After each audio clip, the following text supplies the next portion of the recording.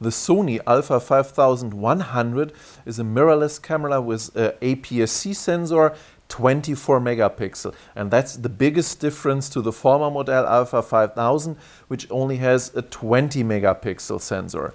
The 5100 still have a turnable monitor with selfie function, but there's one new feature. We have a touch screen built here in the 5100. So if you turn on the camera, you have here the touchscreen symbol, and if you activate the touchscreen symbol, you also you not only have a touchscreen but also a touch release. So you see this is working also with release, and you can change the different focus settings.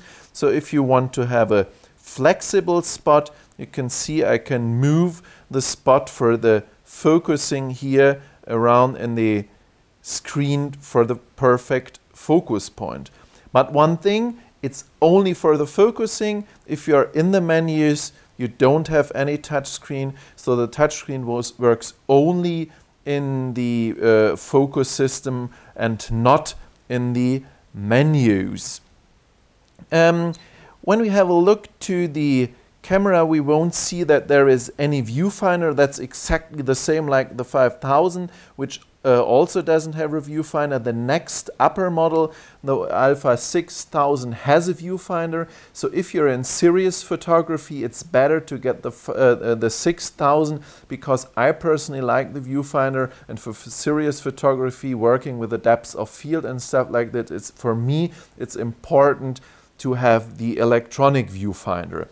When we look on the top of the camera, there's no program dial, so when we want to change the programs, we have to press the button here, and if we press the button, we will see we have the different programs: program, aperture, shutter speed priority, manual. Then we have the video function. There show some features later. Then we have the panorama function, the scene selection or scene programs, and the different intelligent modes of the Sony Alpha 5100. Talking about the video mode, let's go back to the video mode. If we are in the video mode, we have the different options here. We have the program mode, and then we have aperture or shutter priority, or also we can work manually. But there's another very important point at the 5100 and a big difference through the Alpha 5000 and also the Alpha 6000. When we go to the file format, we don't have only MP4 and AVC HD, but we also have the XAVCS format. And one big point of the XAVCS format is the better data rate. So if we go to the record setting, you see we have also 50p, but we have the 50 megabits per second, so that's a higher data rate than we have in the AVC HD. So let's see, go back to the AVC HD format, and then we go back to the file, to the record setting, and there we have also 50p, but only in 28 megabits per second. If you're in America and want to work with the NTSC format, no problem, you can change to the NTSC format, and then you have not only 50p but also 60p. So that's the different 50p and 60p. Both is available, depends on the TV setting you make, PAL for Europe or NTSC for the American system. If we go to the menus, back to the normal photography mode, if we go back to the menus, you see the menu is exactly the same like we have in all the other Sony cameras. We have the most important settings here. We have exposure compensation, and we have also the picture effects. We can go here to the different picture effects we have, you see, and if I turn off the picture effects, so where we are, here we turn off the picture effects, go back to the menu. We have also the different creative style settings like landscape, portrait, and black and white, and the standard settings.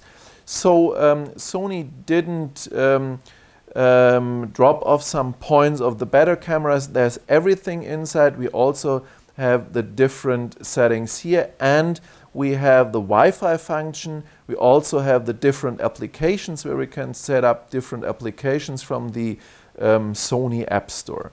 One thing, if we are in the manual mode here, we change the different settings by turning the dial here. If we want to change the aperture, press the down button, and then we are in the aperture to change the aperture. So because the camera is a little bit smaller than the Alpha 6000, there are less buttons and dials. So it's not more complicated, but you have to go into to change the different settings because you have less buttons. The Alpha 6000 has an extra dial here on top. It has a program dial. And so you have to go into, you have to learn how to make the different settings with the camera. But once you learn it, it's absolutely easy, understandable. And for the most important settings like the ISO, you have an extra button here. Just go to the ISO setting and you can set up the ISO from the lowest setting, which is 100, up to the highest setting, which is 25,600. Also, you have the different drive modes here in direct access. And so you have to learn a little bit more, but it's understandable and the menus are understandable, and you have the better video rate, the better video settings than at the Alpha 6000. So this is the Alpha 5100 24 megapixel APS-C sensor, turnable screen with touchscreen option and video function, XAVCS with 60p or 50p up to 50 megabits per second. And the built-in Wi-Fi module is also available.